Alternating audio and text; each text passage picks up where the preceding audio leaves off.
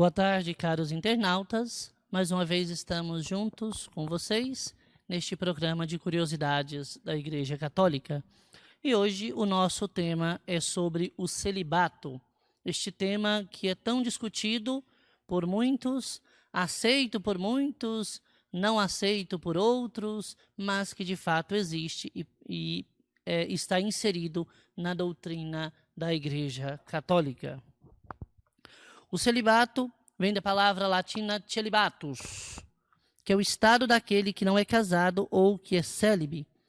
Ou seja, na sua definição literal, é aquele que não mantém não tem um relacionamento com uma pessoa.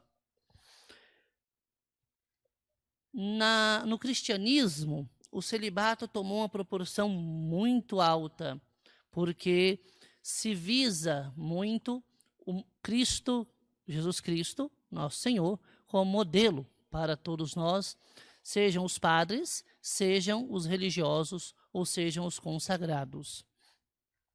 O celibato, então, é visto de forma diferente por diferentes grupos cristãos.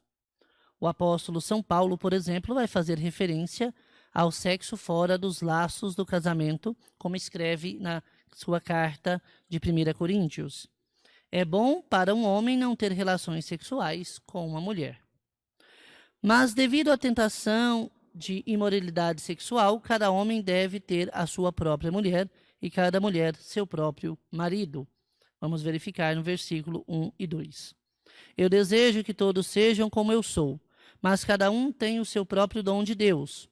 Um de uma maneira, de uma espécie, e outro de outra.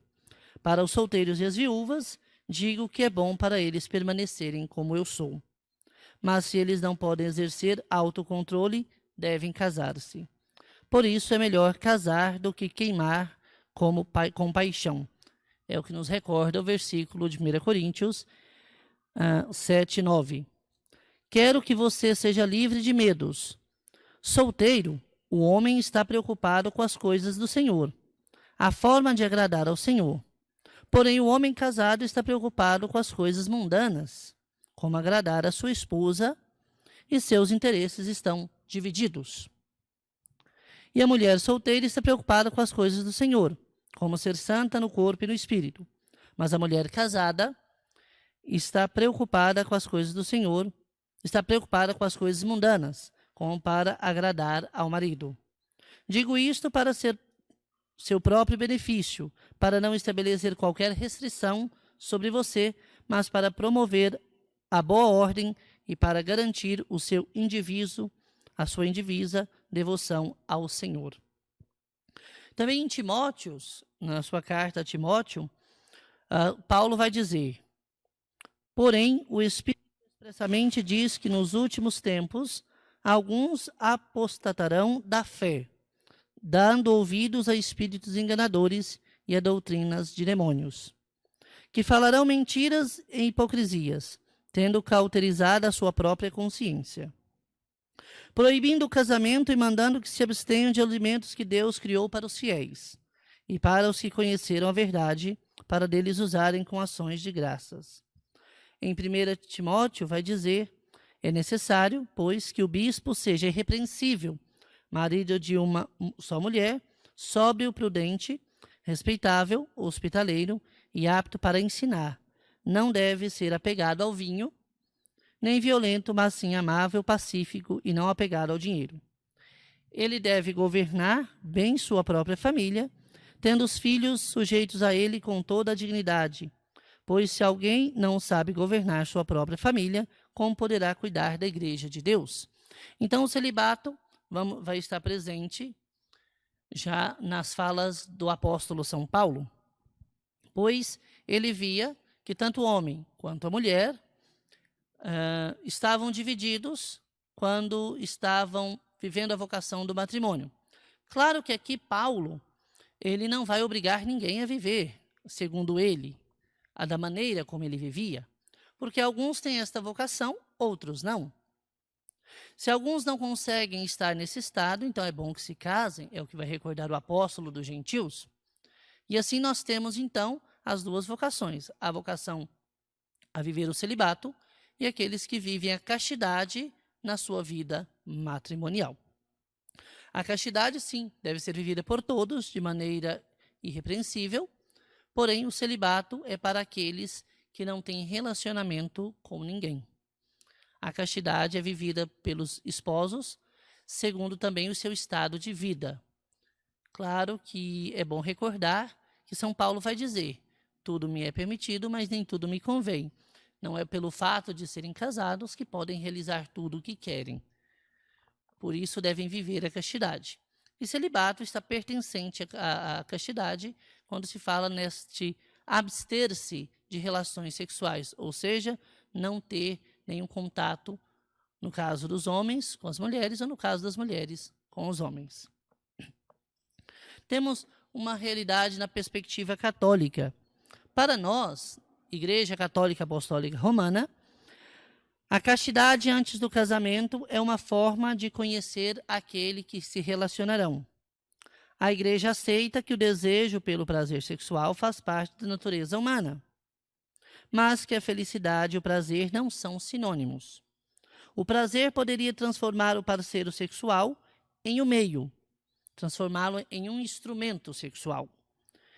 Em um ato egoísta, enquanto o verdadeiro conhecimento do amado poderia estar sendo camuflado.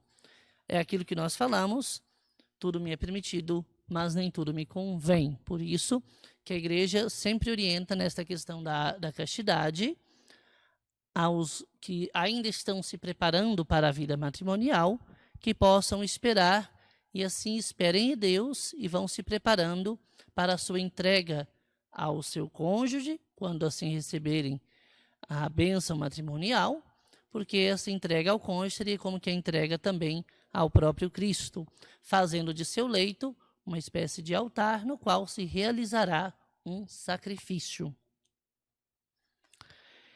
Embora no passado fosse aceito o matrimônio de padres ordenados, tendo incluso São Paulo recomendado a fidelidade matrimonial aos bispos, na atualidade, excetuando em casos referentes aos diáconos e padres ordenados pelas igrejas orientais católicas e pelos ordinariatos pessoais para anglicanos, todo o clero católico latino é obrigado ou está obrigado a observar e cumprir o celibato. Na Igreja Oriental, o celibato é apenas obrigatório para os bispos, que são escolhidos entre os padres celibatários. Nós vemos aqui que, embora na época de Paulo houvesse alguns padres que fossem casados, mas nós estamos falando de uma cultura da época, assim como esta cultura tem sido muito observada também nas igrejas orientais. Existem os padres orientais celibatários e existem os padres orientais que são casados. Claro que antes de serem ordenados padres, já são casados. Foram ordenados diáconos e depois padres. Embora, numa pesquisa já feita, tem se percebido que o número de padres orientais casados tem se diminuído. Porque o padre celibatário, ele vive o modelo de Cristo, porque Cristo era celibatário. Cristo foi celibatário. Os bispos da Igreja Oriental, eles só são tirados dos padres celibatários, porque os bispos é obrigatório que não tenham mulheres, não sejam casados. E isso se refere também àqueles que vivem algumas outras funções. Já na Igreja Latina, Igreja Católica Latina, é obrigatoriedade que tanto os diáconos transitórios, ou seja, aqueles que vão ser ordenados padres, quanto os próprios padres, quanto os bispos, vivam integralmente o celibato. Já os diáconos permanentes, estes podem ou não ser celibatários. Se forem celibatários, após a ordenação diaconal permanente, eles têm que ter a consciência de que não podem mais casar-se. Se forem casados, precisam ser casados e ter ao respeito à sua esposa, por isso ela deve dar o consentimento para ser ordenado ou não, diácono. E caso o diácono permanente casado venha a ficar viúvo, ele tem que ter a consciência de que não poderá mais casar, porque já recebeu o grau da ordem que imprime caráter. O celibato acabou por se impor no Ocidente. O Código de Direito Canônico impõe o celibato a todos os sacerdotes da Igreja Latina desde o ano de 1123. Porém, há várias exceções de sacerdotes casados na Igreja Latina. Houve alguns papas casados, como Adriano II, Honório IV, bispos casados, como na Diocese da Islândia até a Reforma Protestante, o bispo chamado Salomão Ferraz no Brasil e vários padres casados ordenados nos Estados Unidos, Canadá, Austrália, Reino Unido e Escandinávia, sob autorização especial. Mas isso, claro, que foram em tempos idos. Hoje se tem batido muito na tecla da vivência do celibato. Se por acaso o candidato percebe, o candidato ao diaconato transitório, que é em vista do sacerdócio, percebe que não vai conseguir controlar-se, então este é convidado ou a repensar a sua vocação ou a dar um passo como diácono permanente. Porém, é necessário todo um discernimento em relação a isto, pois, na Igreja Latina, o celibato deve ser vivido como Cristo assim viveu. Tanto é que uma das promessas na sua profissão de fé, que o candidato ao presbiterato ou ao diaconato, ou melhor, na verdade, ao presbiterato transitório, ele faz, que é a observância do celibato. A Igreja Católica de Rito Latino, sinteticamente, dá as seguintes principais razões de ordem teológica para o celibato dos sacerdotes e religiosos de vida consagrada.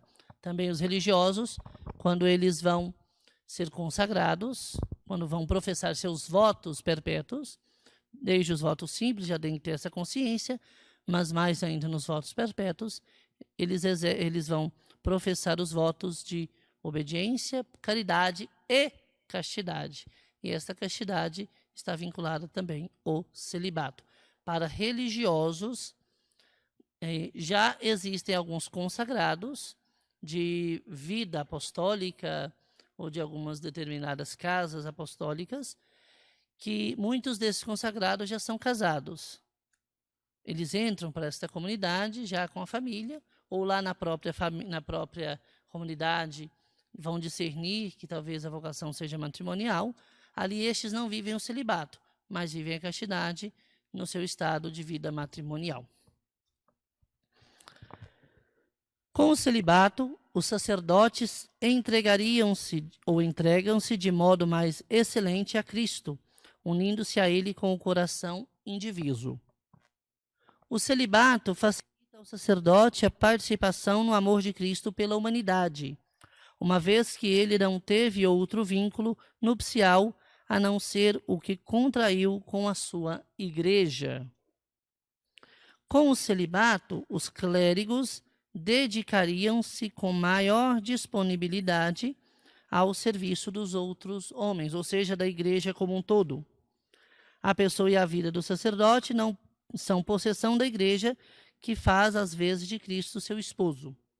O celibato dispõe o sacerdote para receber e exercer com generosidade a paternidade que pertence a Cristo.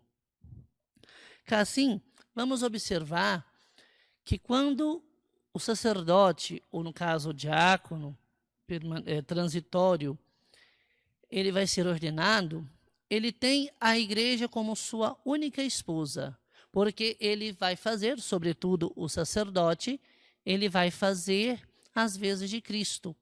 O sacerdote, por excelência, é um alter Cristo, um outro Cristo na terra. E este Cristo dá a vida por sua igreja. Assim como o marido ama a sua esposa e dá a vida por ela, e a sua esposa se une ao seu marido para ambos ali realizarem a vontade de Deus, Assim, o próprio sacerdote está unido à sua igreja, que, por sinal, é a esposa de Cristo. Alguns têm o costume de nos perguntar o seguinte: mas não seria viável que os sacerdotes tivessem a opção de casarem? Aqui é uma realidade que a igreja já explicou, já debateu, ainda debate, porque muitos fazem e repetem esta mesma indagação. Mas a questão é que quando o sacerdote é ordenado, ele é ordenado como um todo para a igreja. Ele não pode estar dividido. A sua vida precisa ser integral para a igreja. Ele, vamos assim dizer, em palavras mais simples, ele é padre 24 horas, os 7 dias da semana, os 12 meses, os 365 dias do ano. Por isso, o seu coração não pode ser dividido, pois se um padre vem a contrair matrimônio, ele ficará dividido entre as coisas da igreja, entre os assuntos da igreja e os assuntos da sua família.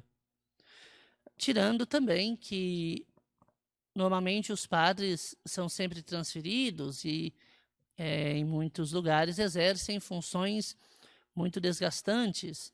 Como ele faria para dar atenção à sua família? Como faria para ser transferido? Como ficaria a subsistência da sua própria família, não só espiritual, mas também humana e psicológica?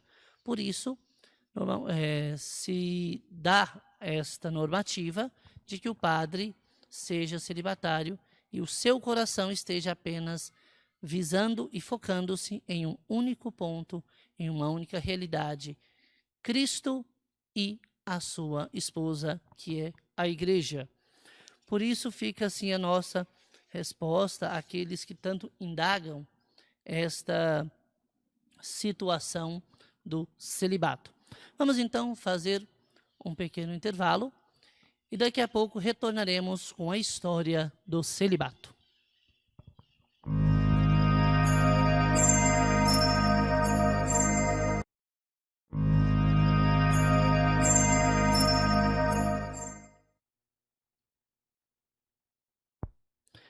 Voltamos então, caríssimos internautas, já com a história do celibato. Vamos então ver como surgiu e o porquê então surgiu o celibato sacerdotal na Igreja Católica. A recomendação do celibato clerical na Igreja Latina possui sua primeira menção já narrada pelo Concílio de Elvira, 295 a 302. Mas como este concílio era apenas um concílio provincial espanhol, ou seja, apenas na cidade de Elvira, junto a Granada, as suas decisões não foram cumpridas por toda a igreja cristã. O concílio de Elvira assim legislou que bispos, presbíteros e diáconos e outros que ocupem uma posição no ministério devem abster-se totalmente de relações sexuais com suas esposas e da procriação de filhos. Se alguém desobedecer, seja ele privado do estado clerical. É o 33º cânon. O primeiro concílio de Nicéia, no ano de 325, decretou apenas que todos os membros do clero estão proibidos de morar com qualquer mulher, com exceção da mãe, irmã ou tia. É o que vamos ver no terceiro cânon. Apesar disso, no final do século IV, a Igreja Latina promulgou várias leis a favor do celibato, que foram geralmente bem aceitas no Ocidente, já no pontificado de São Leão Magno, nos anos de 440 a 461. Aliás, o Concílio de Calcedônia, em 451, proibiu o casamento de monges e virgens consagradas. É o que vamos ver no 16º cânon, impondo, por isso, o celibato ao clero regular. Então, desde assim dizer, as primeiras linhas do Concílio de Elvira, que embora não tenha sido aceito por todos, né, nem todos viram como uma obrigação, porque era um concílio apenas local, mas desde esta época que outros concílios, como o de Nicéia, como o de Calcedônia, foram realmente tomando isto como base para a vivência sacerdotal ou vivência da própria castidade dentro da igreja. Hoje em dia, como assim nós vimos no Concílio de Elvira, que legislou que não se pode ter relação com mulher nem a procriação de filhos. Hoje em dia, nós vemos que uma ordem dada de Roma, no pontificado do Papa Bento XVI, é que, claro que já era, inicialmente já tinha essa observância, mas ficou mais outorgada agora, que qualquer sacerdote que venha a ter um filho, ou seja, venha a procriar, ele automaticamente é demitido do estado clerical, porque se vê a ordem natural da criação do filho. Então, ele deve dar a subsistência ao seu filho, né? Assim constitui-se. Antes, se tinha uma certa, vamos assim dizer, permissão, naquela questão de que o padre, quando vinha filho, quando se completava 18 anos, que ele já era maior de idade, o padre poderia voltar ao estado clerical. Hoje, não se vê mais isso. Uma vez que se tem filho, se é demitido do estado clerical e vai cuidar da subsistência do filho enquanto este assim estiver vivo. Porém, apesar disso, houve vários avanços e recuos na aplicação desta prática eclesiástica, nomeadamente entre o clero secular, chegando até mesmo a haver alguns papas casados, como, por exemplo, o Papa Adriano II, nos anos de 867 a 872, no século XI,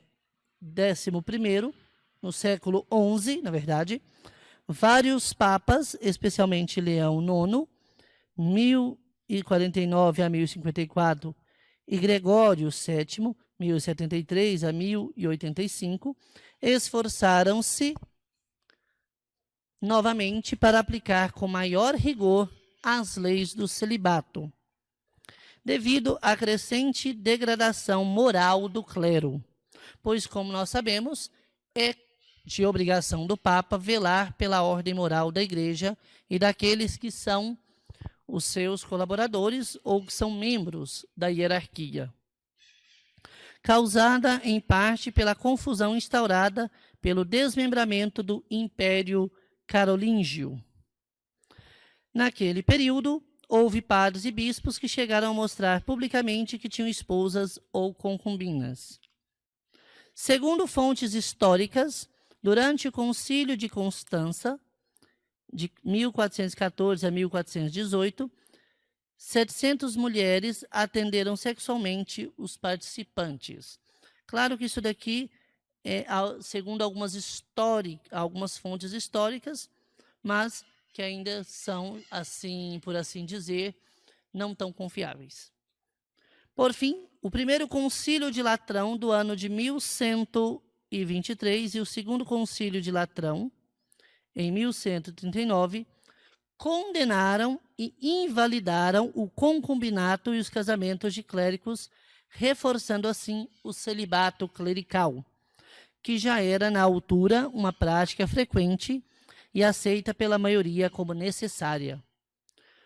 O celibato é defendido porque os celibatários eram mais livres e disponíveis, daí que, com o tempo, o clero regular se foi destacando em relação ao clero secular. O celibato clerical voltou ainda a ser defendido pela força pelo Quarto Concílio de Latrão, em 1215, e pelo conhecido e famoso Concílio de Trento, de 1545 a 1563, que impôs definitivamente o celibato obrigatório a todo o clero da Igreja Latina, incluindo o clero secular. Clero regular que nós falamos é o clero religioso, aqueles que são religiosos, que vão professar votos. O clero secular é estes que estão no meio do povo, incardinados em sua diocese. Então, os concílios, houve muita confusão na cabeça de muitos teólogos, inclusive de padres, sobre essa questão do celibato, da autorização de casamentos para alguns padres seculares. Porém, isso foi tomando proporções mais sérias, até que se impôs definitivamente o celibato a todo o clero, não só ao clero regular, ao clero religioso, mas também ao clero diocesano, ao clero secular. Vamos ver, então, o que diz o magistério da Igreja em relação ao celibato. Na sua história, nós já vimos como surgiu, quais foram os avanços, quais foram as proporções que foram tomando ao longo da história, até que se tornou realmente uma imposição, se tornou uma obrigação, por assim dizer, daqueles que vão professar tanto votos quanto que vão se entregar à vida sacerdotal. O magistério da Igreja, então, vai dizer que verifica-se pelos documentos da Igreja que há de sua parte uma vontade decidida de manter essa praxe antiquíssima, na qual Pio XII abordou como tema na sua encíclica Sacra Virginitas. Em 1965, 2 documentos do Concílio Vaticano II trataram do tema do celibato sacerdotal. Na sua primeira Constituição, na primeira Constituição que temos, que é a Presbyterorum Ordinis, no número 16, e Optatum Totius, no número 10. Então, este é o compêndio do Concílio Vaticano II, na qual estão presentes estes 2 documentos, a Presbyterorum Ordinis, que vai falar um pouco sobre o exercício do sacerdócio aos presbíteros, e da Optatum Totius para os bispos. Sobre este tema, o Papa Paulo VI, no dia 24 de junho de 1967, editou uma encíclica denominada Sacerdotalis Celibatus, o celibato sacerdotal. Neste documento, lembra a apologia que os padres orientais fizeram da virgindade. Ainda hoje, faz eco no nosso coração, por exemplo, a voz de São Gregório Nissa, quando nos recorda que a vida virginal é a imagem da felicidade que nos espera no mundo que virá. Em 1971, o segundo Sínodo dos Bispos preparou um novo documento no mesmo sentido, depois aprovado pelo Papa Paulo VI, denominado De Sacerdotio Ministeriale, de 30 de novembro. Vemos, então, que o magistério, seguindo já aquilo que foi proposto em tempos idos pela própria Igreja, sobretudo pelos santos padres e teólogos da Igreja, eles fizeram, então, prevalecer esta normativa do celibato sacerdotal, ou seja, da observância integral da vida celibatária para tanto religiosos, as religiosas, quanto para os sacerdotes seculares. Também João Paulo II, nosso saudoso São João Paulo II, afirma: fruto de equívoco, se não mesmo de má fé, é a opinião com frequência difundida de que o celibato sacerdotal da Igreja Católica é apenas uma instituição imposta por lei àqueles que recebem o sacramento da ordem. Ora, todos nós sabemos que não é assim. Todo cristão que recebe o sacramento da ordem compromete-se ao celibato com plena consciência e liberdade, depois de preparação de vários anos, profunda reflexão e assídua oração. Toma essa decisão de vida em celibato só depois de ter chegado à firme convicção de que Cristo lhe concede esse dom, para bem da igreja e para o serviço dos outros. Só então se compromete a observá-lo por toda a vida. Há uma chamada carta nova, incipiente, em todos os sacerdotes da igreja, na Quinta-feira Santa de 8 de abril de 1979. Então, esta normativa que o Papa João Paulo II quis explicar não é que é simplesmente uma obrigação para todos aqueles que são cristãos, mas para aqueles que querem se dedicar à vida sacerdotal, ou seja, para os candidatos que estão respondendo ao chamado ao sacerdócio, aqueles que vão se dedicar a serem pastores de almas, curas de almas, a viver o estado sacerdotal. Alguns têm o costume de dizer o seguinte modo: a igreja é retrógrada porque a igreja não dá liberdade aos padres. Aquilo que já tem anos que é doutrina da igreja não pode simplesmente ser mudada. E nós temos que recordar que o sacerdote, ou seja, o padre, ele é alter Christus, ele é outro Cristo na terra, e ele precisa viver como o seu modelo, como o seu mestre. E Cristo era livre. Tanto é que Cristo ia de uma cidade a outra, passava tempos. Ele mesmo dizia isto: preciso ir a outra cidade, também preciso evangelizar, a pregar em outros lugares. Assim somos todos nós, sacerdotes.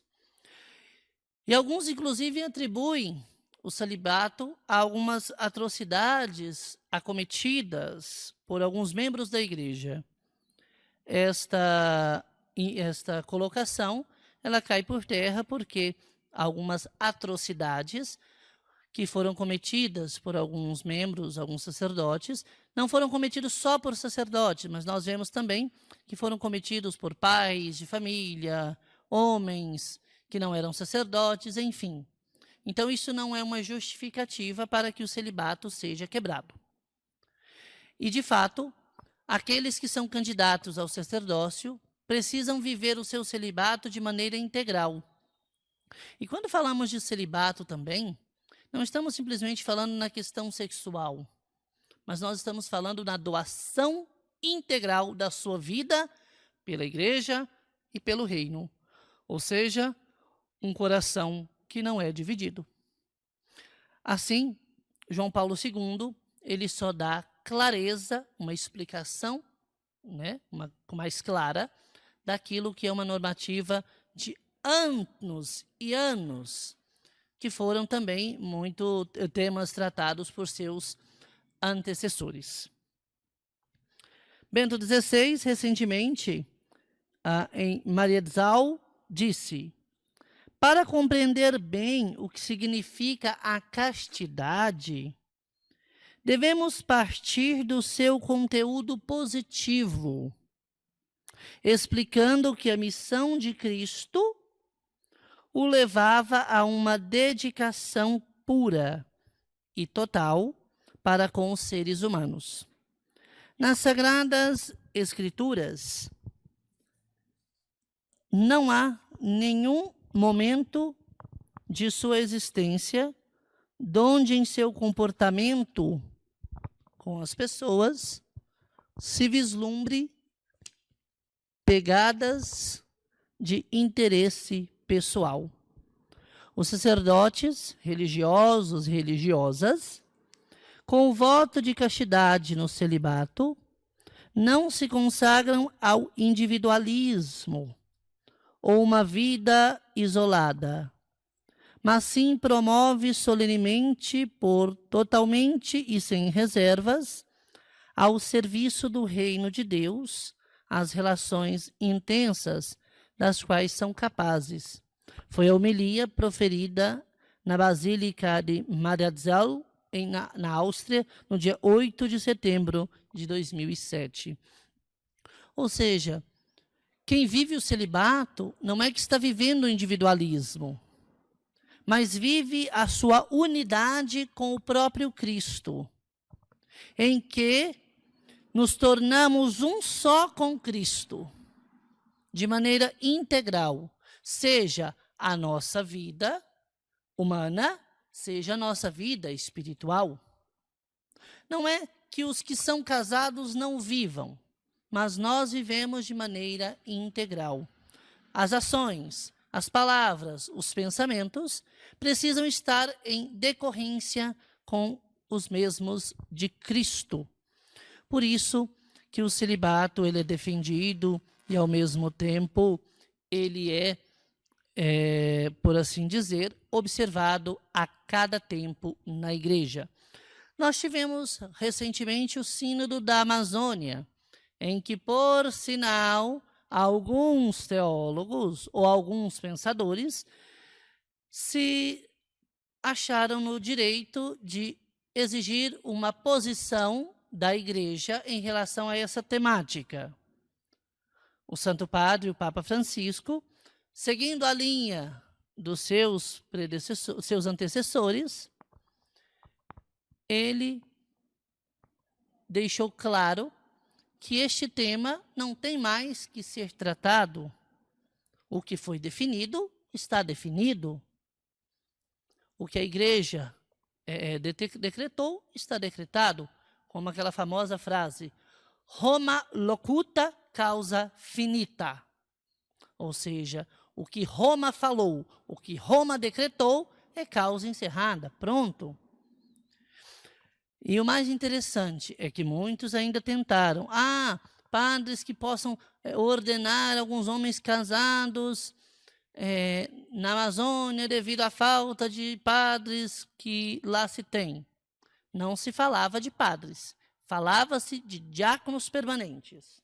Porém, essa questão dos diáconos permanentes já é um tema que foi trabalhado pelo próprio Concílio Vaticano II e que é aceito pela Igreja.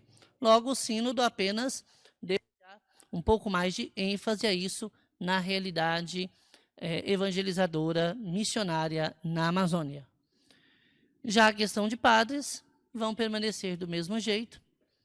E como nós falamos desde o início, até mesmo nas igrejas orientais, o número de padres casados tem caído, porque se estão vendo a complexidade de duas realidades na vida do sacerdote, a família e o ministério. Por isso, tem caído muito esse número, e ao mesmo tempo nós percebemos que os padres eles querem estar mais integrados, doar-se mais no reino de Deus, no reino que seria já o reino celeste, Jerusalém celeste, que é a igreja já aqui na terra. Existe uma perspectiva islâmica que diz o seguinte: o Islã não promove o celibato, pelo contrário, promove o casamento. De fato, de acordo com o Islã, o casamento é uma forma que permite a pessoa chegar ao mais elevado nível da justiça espiritual e sagrada. Houve incidentes em que pessoas indagaram ao profeta Maomé que eles preferiam viver em oração, celibato e jejum para alcançar o amor de Deus. No entanto, Maomé disse-lhes que, apesar desta escolha ser boa, é também uma bênção levantar uma família. Porém, o Islã respeita aqueles que escolhem conduzir a sua vida desta maneira. Então, o Islã, embora não promova o celibato, mas promova sim o casamento, ele também dá essa abertura àqueles que querem viver de maneira celibatária. Por isso, este tema que nós estamos tratando aqui, que é o tema do celibato, na sua constituição histórica e, ao mesmo tempo, na sua vivência cotidiana, é um tema que a Igreja já ditou, então não se tem mais o que discutir. Aqueles que querem ser padres precisam ter esta consciência de que viverão totalmente para a Igreja e para Deus, numa vida permanente celibatária. Quem, como vai recordar São Paulo, quem não conseguirá viver assim, que se case e constitui uma família. E é interessante que nós podemos voltar aqui, inclusive, a São Francisco de Assis, porque o jovem de Assis, quando ele deu início a esta obra, deu início a esta vida totalmente de doação a Deus, ele reuniu consigo um grupo. Alguns conseguiram viver, mas alguns não. E ele então disse, vá viver sua vocação, vai viver aqui o dom que Deus lhe deu, porque é preciso que recordemos que temos os sacerdotes, tem esses homens que se dedicam a santificar-se e santificar o povo com eles. Porém, é necessário também que haja os bons pais de família, que haja uma prole, ou seja, que possam ter filhos, porque os sacerdotes serão tirados os filhos. Então, uma coisa é aqueles que se dedicam a viver o celibato, como os sacerdotes, os religiosos. Outros são aqueles que vivem a vocação matrimonial. Estes não vivem o celibato, mas vivem a castidade e devem viver a castidade com todas as propriedades do matrimônio, como a unidade, a indissolubilidade, como as promessas que são feitas, como o respeito, como da fidelidade. Isto é viver a castidade. Então, temos aqui este tema do celibato. Poderíamos abranger um pouco mais, mas o nosso tempo realmente é curto. Mas fica aqui esta ideia do que é o celibato, como surgiu o celibato, e de que, de fato, é algo vivido pela Igreja e que gera muitos frutos. Quem o vive verdadeiramente não tem do que se queixar. Não é, voltamos a dizer, a Igreja deu essa normativa, abraça aqueles que vão ser padres, mas antes disso, do seu discernimento a essa vocação, deve ter a consciência de que deverão viver assim. Agradeço a atenção de vocês, fiquem com Deus e até o próximo programa.